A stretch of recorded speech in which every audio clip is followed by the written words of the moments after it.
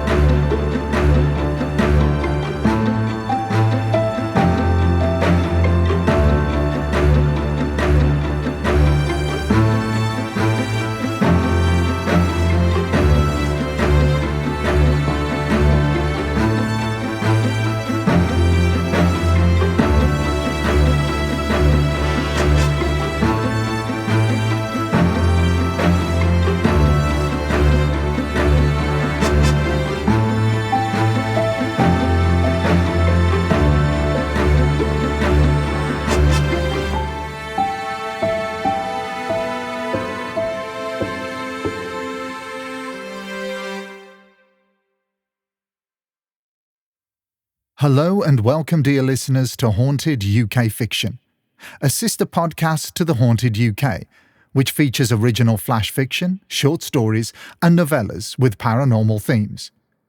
All stories you will hear were written by a collection of talented writers, authors, and storytellers, both independent and professional.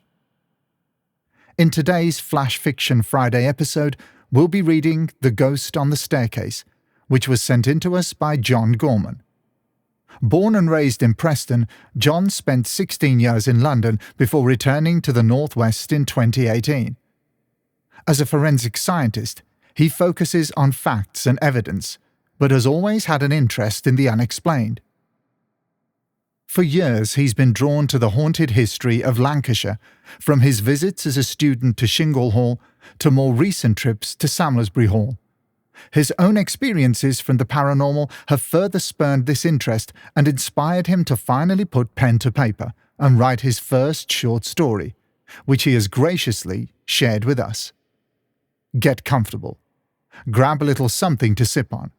Perhaps cuddle up under a blanket to help offset the chills coming your way. And let's dive into the story. There's a ghost in my brother's house. Or so he says. He would often tell us of the footsteps he'd heard on the landing and staircase of his house. Living alone, this must have been a little disconcerting. I suggested it was likely the next-door neighbours or the creaking wood of an old house.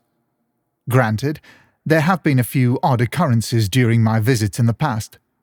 The TV had, on occasion, switched on or off without pressing any buttons. It was just a fault in the remote control. It happened to people all the time, didn't it?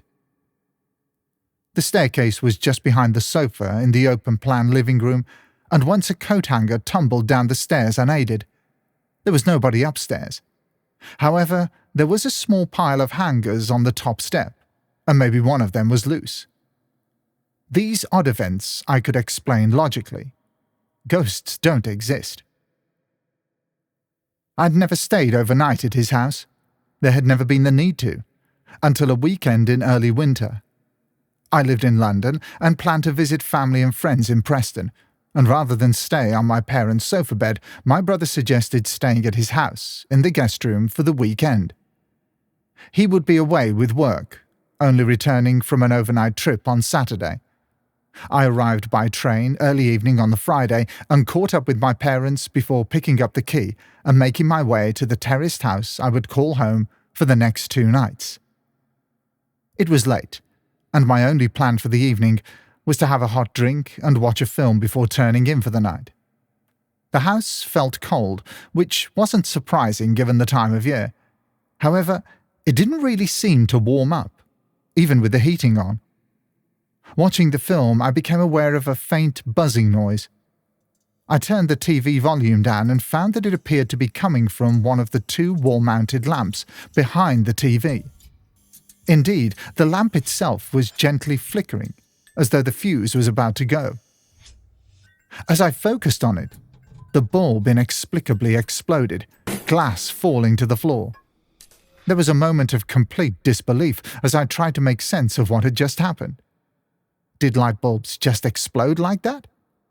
I'd never seen it happen before, but I reasoned that it must have been some sort of electrical surge. There had to be a rational explanation, but nonetheless, I felt quite unsettled. The more I thought about it, the more I had a sense of unease. I cleaned up the broken glass and finished watching the film before going to bed. I woke in complete darkness and realized immediately that something was wrong. It was cold, and the duvet was not covering my body, nor could I feel it anywhere on the bed. This was the double bed in the spare room of my brother's house, a bed which was big enough that the duvet should not have fallen off the edge. In the dark, I felt down the sides of the bed. The duvet wasn't there either. I could not fathom what had happened. I felt for my phone and checked the time. 3:10 a.m. Using the light from the phone, I scanned the room and found that in a corner, beside a chest of drawers and a chair, was the duvet. It was bundled up several feet from the bed. As far as I knew, I had never sleepwalked, and there was nobody else in the house. I was convinced that I couldn't have moved the duvet on my own, but forced myself to believe that I must have done it in my sleep, however irrational that sounded. I lay awake for several minutes and somehow managed to get a few more hours of fitful sleep.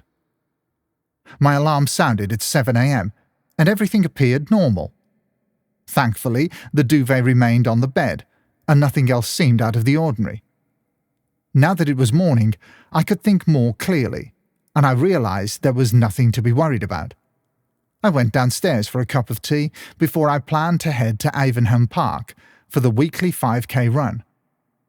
My bag was ready by the door, and I had 30 minutes to kill, so I watched the breakfast news. As I was watching the TV, I heard a creak on the landing. That was normal. Wood did this all the time in old houses. But a moment or two later, there was a second creak, and then I froze upon hearing a third. Were these the sounds my brother had heard? There was nobody upstairs. This I knew for a fact. It was 7:45 a.m., and there was nobody upstairs when I came down. Nobody could have gotten upstairs either, as I would have seen them. These sounds were not the random creaks of an old house. These were footsteps. They also couldn't be from the neighbouring house. This was an end of terrace, and there was no neighbour beyond the staircase. The hairs on the back of my neck stood on end, and I felt a drip of perspiration form on my forehead. Another creak, now on the top step of the stairs, followed by another on the next step down. I could barely breathe then, petrified beyond belief. The footsteps continued, slowly making their way down the stairs until they stopped, right behind my head. My heart was pounding, and I had a feeling of pure dread. I felt as though somebody or something was just behind me. As I sat there, paralyzed by fear, I felt an intense coldness on the back of my neck. Gripped by terror, I grabbed my bag and fled the house without a backwards glance. There is a ghost in my brother's house. That brings us to the end of this episode. We truly hope you enjoyed this bite-sized ghostly tale.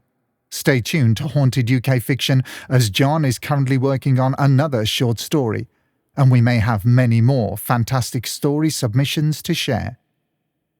If you have an original story that would send a chill down our spines and you would like to submit it for review, simply send it in to hauntedukfiction@hotmail.com.